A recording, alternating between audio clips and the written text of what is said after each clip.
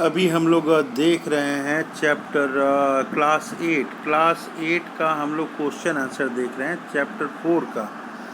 Chapter 4 है material, metal and non metals. इसका question answer हम लोग देख रहे हैं। एक्सरसाइज का क्वेश्चन आंसर देख रहे हैं। इसके क्वेश्चन आंसर में नंबर 1 क्वेश्चन आंसर है, ये नंबर 1 क्वेश्चन आंसर है। यहाँ पे बता रहा है कि which of the following can be beaten. ये क्वेश्चन है यहाँ पे कि which of the following can be beaten to thin sheet. इसको पीट के जो है थीन सीट किसको बनाया जा सकता है? जिंक है, फॉस्फोरस है, सल्फर है, ऑक्सीजन है। तो ये सब में से ये ऑप्शन है इसमें। तो यहाँ पे मेटल जो है उसको मेटल को थीन सीट बनाया जा सकता है। तो जिंक मेटल है, तो आंसर सॉल्यूशन होगा यहाँ पे जिंक। अब हम लोग दूसरे क्वेश्चन की ओर आगे बढ़ते हैं। यहाँ पे एक्सप्लेनेशन दिया हुआ है यहाँ पे कि जिंक इज़ अ मेटल। ये जो जिंक है ये मेटल है। जिंक जो है मेटल है और इसमें मैलिएबिलिटी की प्रॉपर्टी है और डक्टिलिटी की भी इसमें प्रॉपर्टी है। और ऑक्सीजन जो ऑप्शन दिया है वो बता रहा है कि वो नॉन मेटल है, इसलिए जो है इसमें मैलिएबिलिटी और डक्टिलिटी की प्रॉपर्टी इसमें नहीं होगी ऑक्सीजन में। तो इसीलिए बता रहा है कि यहाँ जिंक होगा। सल्फ़र वगैरह भी जो है सल्फ़र ये जो देख रहे हैं हम लोग, और फास्फोरस ये भी है, ऑक्सीजन, ये सारे नॉन मेटल है। इसमें मैलिएबिलिटी और डक्टिलिटी की प्रॉपर्टी नहीं होगी। हम लोग देख रहे हैं फिर दूसरा क्वेश्चन हम लोग देख रहे हैं कि which of the following statement is correct. ये स्टेटमेंट करेक्ट कौन सा है? ये दूसरा नंबर क्वेश्चन है। ये दूसरा नंबर क्वेश्चन हम लोग देख रहे हैं कि स्टेटमेंट बहुत सारा दिया हुआ है, इसमें से करेक्ट क्या है? कह रहा है कि ऑल मेटल आर डक्टाइल, ये करेक्ट है। Non metal are all non metal ductile, ये करेक्ट नहीं है। जनरली मेटल आर डक्टाइल, ये ठीक है। ये some non metal are ductile, ये लिखा हुआ है some non metal are ductile, ये नहीं होगा। ये हम लोग आंसर इसका सॉल्यूशन देखते हैं क्या है। जनरली मेटल आर डक्टाइल, ये जो आंसर सी है इसमें करेक्ट होगा। तो करेक्ट आंसर ये हम लोग का जो है ये सी होगा। जनरली मेटल आर डक्टाइल, ये सी जो मोस्ट करेक्ट आंसर है इसमें, ये सी है। Generally metal are ductile. अब इसका एक्सप्लेनेशन हम लोग देखते हैं कि एक्सप्लेनेशन ये क्या है।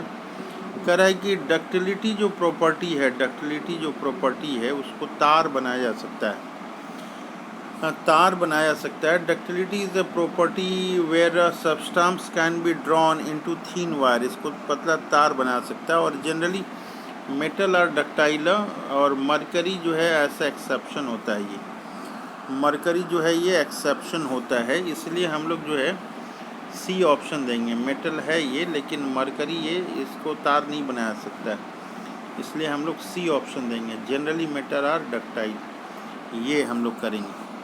अब हम लोग देखते हैं फिलिंग द ब्लैंक्स हम लोग जाते हैं। तो phosphorus is a very dash, यहाँ पे रिएक्टिव मेटल हम लोग भरेंगे इसमें। Phosphorus is a very reactive metal, और यहाँ पे हम लोग डायरेक्ट आंसर में ही देखते हैं। ये phosphorus is a very reactive metal, हम लोग इसको भरेंगे। रिएक्टिव जो फिलिंग द ब्लैंक्स में भरेंगे। मेटल आर गुड, यहाँ good conductor of heat and electricity, ये भरेंगे हम लोग। आयरन इज़ मोर करेंगे, more reactive than copper. Iron is more reactive than copper. Metal react with acid to produce hydrogen gas, ये हम लोग भरेंगे। चौथा नंबर क्वेश्चन देखते हैं। Mark T if the statement is true and F for statement is false. तो हम लोग यहाँ पे देखते हैं ट्रू एंड फॉल्स हम लोग लिखते हैं इसमें। तो ए जो है ए में हम लोग लिखते हैं generally non metal react with acid. इसको जो है generally non metal react with acid, इसको हम लोग फॉल्स करते हैं। यहाँ पे फॉल्स हम लोग करते हैं। Sodium is a very reactive metal, इसको हम लोग ट्रू करते हैं। और फिर आगे देखते हैं सी क्या है। Copper displace zinc from zinc sulphate solution. Copper displace zinc from zinc sulphate solution, ये इसको जो है हम लोग फॉल्स करते हैं, फॉल्स यहाँ पे। और coal can be drawn into wire, D जो है इसको भी हम लोग फॉल्स करते हैं। कोल जो है नॉन मेटल है और इसको वायर नहीं बनाया सकता है। यहाँ पे लिखा हुआ है कि some property are listed in the following table, distinguish metal and basis of property. ये जो है हम लोग को दिया हुआ है अपीयरेंस मेटल का, हार्डनेस, मैलिबिलिटी एंड डक्टिलिटी। ये appearance, hardness, malleability, ductility, heat, conductor, ये दिया हुआ है यहाँ पे। तो इसके आधार पे हम लोग को करना है। तो हम लोग जो है इसको ये टेबल हम लोग बनाएंगे और टेबल हम लोग लिखेंगे यहाँ पे। टेबल में प्रॉपर्टी हम लोग थोड़ा सा इसको और रिड्यूस करने की कोशिश करते हैं। यहाँ पे हम लोग करते हैं अपीयरेंस में मेटल में लस्चरस, ये डल हो जाएगा। हार्ड में ये हार्ड हो जाएगा। नॉन मेटल सॉफ्ट हो जाएगा। मैलिबिलिटी में है प्रॉपर्टी ऑफ मैलिबिलिटी है, do not have property of malleability. Ductility में have property of ductility, do not have property of ductility करेंगे। हीट कंडक्शन में करेंगे गुड कंडक्टर ऑफ हीट, यहाँ पे करेंगे bad conductor of heat. Conductivity of electricity में करेंगे good conductor of electricity, bad conductor of electricity. तो इस तरह से हम लोग ये क्वेश्चन करेंगे। Give the reason for the following, aluminium foil are use to wrap food item. ये एल्युमिनियम फॉयल जो है क्यों हम लोग यूज़ करते हैं फूड आइटम को रैप करने के लिए। एल्युमिनियम फॉयल को क्यों यूज़ करते हैं हम लोग फूड आइटम को पैकिंग में, तो इसका आंसर हम लोग देखते हैं। कह रहे हैं यहाँ पे कि एल्युमिनियम जो शीट है वो मैलिएबल है और जो है मैलिएबल है and can be drawn into sheet, and इसको शीट के रूप में हम लोग कर सकते हैं। Aluminium is a malleable and can be drawn into thin sheet, hence aluminium foil are used to wrap food item। इसीलिए हम लोग एल्युमिनियम फॉयल को हम लोग यूज़ करते हैं। फिर नेक्स्ट क्वेश्चन हम लोग देखने की कोशिश करते हैं। क्या है नेक्स्ट क्वेश्चन? बी क्वेश्चन हम लोग देखने की कोशिश करते हैं। बी क्वेश्चन जो है ये हम लोग देखते हैं। ये बी क्वेश्चन क्या है? बी क्वेश्चन बता रहा है कि इमर्सन रॉड, ये कह रहा है कि immersion rod for heating liquid, ये जो है heating liquid are made of a metallic substance.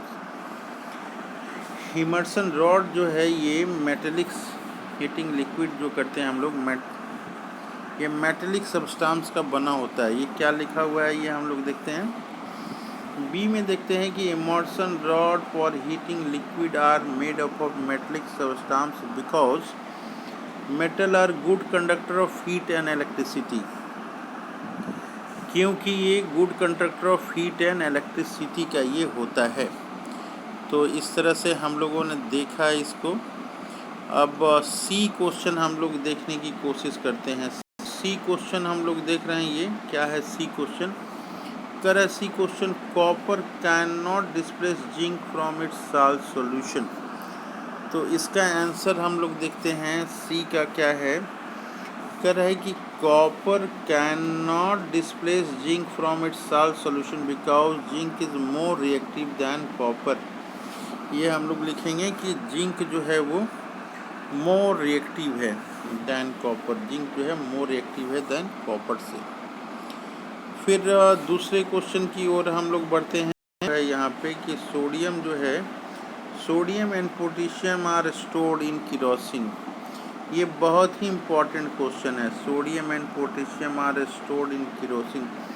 इसको केरोसिन में क्यों रखा जाता है सोडियम और पोटेशियम को? तो हम लोग ये इसका आंसर यहाँ पर देखते हैं। ये लिखा हुआ है, कर रहा है ये कि sodium and potassium are highly reactive metal which readily react with atmospheric oxygen to catch fire. Hence sodium and potassium are stored in kerosene। ये बता रहा है कि सोडियम जो है और पोटेशियम जो है वो रिएक्ट कर जाता है, हाईली रिएक्टिव है और ऑक्सीजन से रिएक्ट करके जो है वो आग पकड़ लेता है, फायर। इसीलिए जो इसको जो है सोडियम और पोटेशियम को स्टोर किया जाता है केरोसिन में स्टोर किया जाता है। नेक्स्ट क्वेश्चन ये कर रहा है कि can you store the lemon pickles in the aluminium utensils. कह रहा है कि जो एल्युमिनियम का बर्तन है, जो भी एल्युमिनियम का बर्तन है उसमें जो है एल्युमिनियम का बर्तन है उसमें हम लोग लेमन पिकल्स, जो नींबू का अचार है, उसको रख सकते हैं। हम लोग सॉल्यूशन देखते हैं यहाँ पे। कह रहा है कि pickle consist of acid. Pickle में क्या होता है? एसिड होता है। वो रिएक्ट करता है एल्युमिनियम मेटल के साथ, जो प्रोड्यूस करता है इसका साल्ट, और साथ में हाइड्रोजन करता है। इसीलिए कह रहा है कि hence pickle are not stored in aluminium utensil. Aluminium के बर्तन में हम लोग नींबू के अचार को नहीं रखेंगे। ये मैच करने के लिए दिया हुआ है यहाँ पे। ए और बी जो है दो कॉलम यहाँ बनाए हुए हैं, इसको मैच करना है। तो मैच करना है, कॉपर, आयरन, ये सारे चीज़ें हैं, तो इसको हम लोग मैच करते हैं। यहाँ हम लोग मैच करेंगे। गोल्ड जो है ज्वेलरी में काम आता है, आयरन जो है ये मशीनरी में काम आता है, एल्युमिनियम रैपिंग फूड में काम आता है, कार्बन फ्यूल के रूप में काम आता है, कॉपर इलेक्ट्रिक वायर में, और मरकरी जो है थर्मोमीटर में ये काम आता है। इस तरह से हम लोग बनाएंगे। क्वेश्चन कर रहा है कि what happen when dilute sulphuric acid is poured on A copper plate. कह रहा है कि कॉपर प्लेट में हम लोग अगर रखते हैं डाइल्यूट सल्फ्यूरिक एसिड को, जो है रखा जाता है, पाउडर डाला जाता है कॉपर प्लेट में, तो क्या होता है? कहता है कि no reaction occur when dilute sulphuric acid is poured in a copper plate. Copper plate में रखा जा सकता है। कह रहा है कि कोई रिएक्शन जो है नहीं होगा। आगे बता रहा है कि however when concentrated sulphuric acid is poured on A copper plate, अगर कॉन्सेंट्रेटेड किया जाता है तब hydrogen gas evolve along with the formation of blue coloured copper sulphate crystal यहाँ पे बनेगा। The chemical reaction for a reaction between the concentrated sulphuric acid and copper, यहाँ पे ये दिया हुआ है। क्या केमिकल रिएक्शन होगा? यहाँ केमिकल रिएक्शन है CuH2SO4। ये CuSO4 प्लस हाइड्रोजन गैस ये निकलेगा। बी बता रहा है, ये देखिए इस क्वेश्चन में इक्वेशन लिखना है, तो इसलिए हम लोग ये इक्वेशन को यहाँ पे लिखेंगे। इक्वेशन को हम लोग मस्त लिखेंगे। कह रहा है कि iron nail are placed in a copper sulphate solution. तो क्या होता है आयरन नेल? यहाँ पे हम लोग जो है लिखेंगे यहाँ पे कि iron being more reactive displace copper from copper sulfate solution, and blue color of copper sulfate fades and there is a deposition of copper और nail iron nail यहाँ पे होगा। तो ये हम लोग देख रहे हैं, एक बार और पढ़ने की कोशिश करते हैं हम लोग। कह रहा है कि iron being more reactive displace करता है कॉपर को, कहाँ से? फ्रॉम कॉपर सल्फेट से। इन दिस रिएक्शन, इस रिएक्शन में क्या होगा? Blue colour of copper sulphate fades and there is a deposition of copper on the iron nail. ये जो है रिएक्शन हम लोग लिखेंगे FeCO4, FeSO4 बनेगा और CO ये आपका अलग हो जाएगा। अब नेक्स्ट है सलोनी took a piece of burning charcoal and collected gas evolved in a test tube। तो ये कर रहा है कि सलोनी जो है बर्निंग चारकोल लिया और collected gas in a test tube में कलेक्ट किया। कह रहा है how you will see find that the nature of gas. ये कैसे पता लगाई कि नेचर ऑफ गैस क्या है? कह रहा है कि write down the equation for all the reaction taking place in this process. तो सॉल्यूशन हम लोग देखते हैं। कर रहा है ये कि इन द टेस्ट ट्यूब में जो है गैस है, फ्यू ड्रॉप ऑफ उसमें वाटर डालेंगे। Now cover the test tube and shake well, उसको हिलाएंगे। After shaking test the solution with blue litmus से हम लोग इसको चेक करेंगे। It will change from blue to red. Blue thus the gas is acidic in nature.